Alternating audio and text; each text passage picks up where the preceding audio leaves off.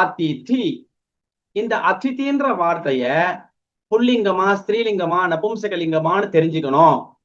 நீங்க ஒரே ஒரு சப்தம் ராம சப்தம் சொல்லி கொடுத்துட்டீங்க, ஒரு ஹரி சப்தம் சொல்லி கொடுத்தாச்சு, ஒரு குரு சப்தம் சொல்லி கொடுத்தாச்சு, மற்ற சப்தங்களுக்கு எல்லாம் நாங்க எங்க போவோம்? இப்படி கேள்வி இருக்கிறவாளுக்கு ஒரு சின்ன ஐடியா சொல்றேன் கேளுங்க. அதிதி அப்படின்னு பார்த்த உடனே இந்த வார்த்தைய டிக்ஷனரியில நம்ம பார்த்திருக்கோமே, யோசிக்கணும். யோசிக்கும் போது டிக்ஷனரியில எப்படி போட்டிருப்பா? அதித்தின்னு போட்டு பக்கத்துல பூ அப்படின்னு போட்டிருப்பா. பூ அப்படின்னா பும்லிங்ககான்னு அர்த்தம். பும்லிங்ககா அப்படின்னா என்னது? Masculine gender. எம்னு போட்டுட்டு இப்படி ஒரு பிராக்கெட் போட்டிருப்பா. சரியா? இதுக்கு பக்கத்துல அர்த்தம் போட்டிருப்பா, விருந்தாளி. சரியா? சரி, விருந்தாளின்னு தெரிஞ்சிருது. இங்கிலீஷ்ல கெஸ்ட் தெரிஞ்சிருது. அதிதின்ற சப்தம் புல்லிங்கம்னு தெரிஞ்சிருது. அடுத்தது அதிதின்ற சப்தம் எதுல எண்டாருது அப்படின்றத போயிட்டு கண்டுபிடிங்க. கண்டுபிடிக்கும் போது இது இகாராந்தத்துல முடியறதுன்ற ஒரு கான்செப்ட் உங்களுக்கு வரும். சுவாமி இத பார்த்த உடனே எப்படி வரும் அப்படின்னா, இத ரெண்டா பிரிங்கோ. இத ரெண்டா பிரிச்சிங்கன்னா இத்து கூட்டல் இ. இத்து கூட்டல் இ தான் தி. அப்போ இகாராந்தம்னு தெரிஞ்சு போச்சு. இகாராந்தஹா பும்லிங்கஹா அதிதி சப்தஹா. புரியுறதா? சரி, அதிதி சப்தஹான்னு தெரிஞ்ச உடனே அடடே இதே மாதிரியே ஒரு சப்தம் பார்த்திருக்கமே, அது என்னது அப்படின்னு பார்த்தா ஹரிசப்தஹா. ஹரிசப்தஹாக்கு என்ன போடுறோம்?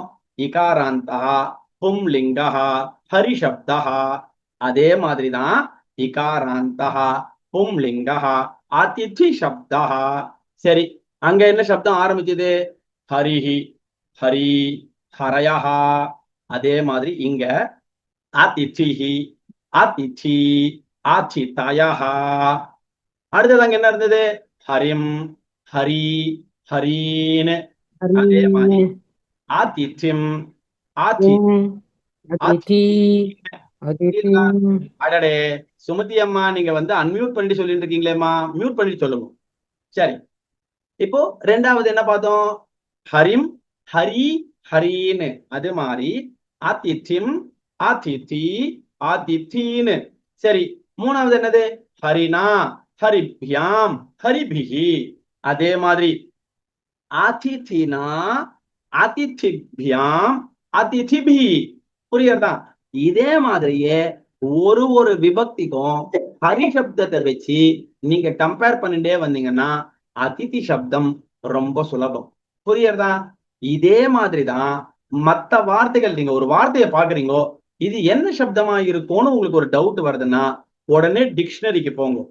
டிக்ஷனரியில அந்த இண்டெக்ஸை பார்த்துட்டே வந்தீங்கன்னா இந்த அக்ஷரம் வந்துடும். அக்ஷரத்துல கூட பார்த்துட்டே வாங்கோ. இந்த வார்த்தை வந்துருத்துன்னா அந்த வார்த்தைக்கு பக்கத்திலேயே என்ன லிங்கம்னு போட்டிருப்பான். லிங்கத்தை பார்த்த உடனே அடடே இதே மாதிரியே ஒரு வார்த்தைய இதே மாதிரி ஒரு சப்தத்தை வாத்தியார் சொல்லி கொடுத்திருக்காரு, அந்த சப்தத்தோட இதை கம்பேர் பண்ணீங்கன்னா ரொம்ப சுலபமா அந்த சப்தத்தை உங்களால சொல்ல முடியும், எழுத முடியும், அர்த்தம் புரிஞ்சுக்க முடியும். இப்போ இந்த டாபிக்ல யாருக்காவது டவுட் இருந்ததுன்னா கேட்கலாம். ஆனா அந்த பஞ்சமி இந்த சொல்றல சப்தம் எந்த? அதிதிக்கு அதிதிக்கு அதிதேஹே அதிதிபியாம் அதிதிபியஹ. புரியுறதா? கேட்டுதா? சப்தமி புரியுறதுன்னா ஷஷ்டி. சஷ்டியும் அதே மாதிரிதான். அதிதேஹே அதித்யோஹோ அதிதீனாம்.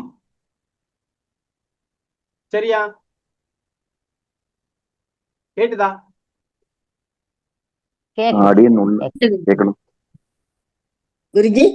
ஹலோ, இந்த சதுர்த்திக்கு என்ன சொன்னேன்? அதித்தி அதித்தியே வா அதிதயே. இப்போ அதிதயே. அங்க ஹரி சப்தத்துல ஹரையேன்னு வந்துதா இல்லையா?